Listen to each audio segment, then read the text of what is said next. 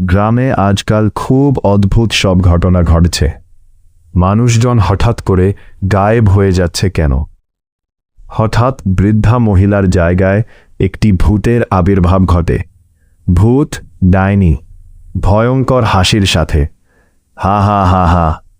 এই গ্রামের কেউ আমার হাত থেকে রেহাই পাবে না। আজ রাতে এই পুরো গ্রাম ধুতি পরা গ্রামবাসী জানলার বাইরে তাকিয়ে চিন্তিতভাবে। বাইরে তো দেখছি রাত হয়ে এলো, কিন্তু চারপাশটা এত শান্ত কেন? কোনো অশুভ কিছুর সংকেত নয় তো? যাই, একবার বাইরে গিয়ে দেখে আসি। লোকটি বাইরে আসতেই ভূতটি তার সামনে এসে দাঁড়ায় এবং লোকটি ভয় পেয়ে পিছিয়ে যায়। দ্বিতীয় ভিডিও সংলাপ। দৃশ্য 1, গ্রামের মোড়। বেগুনি জামা পরা ব্যক্তি অন্য দুজনের উদ্দেশ্যে, তোমরা কি শুনেছ?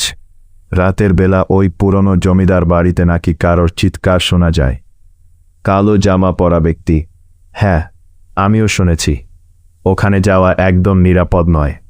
সবুজ জামা পরা যুবক।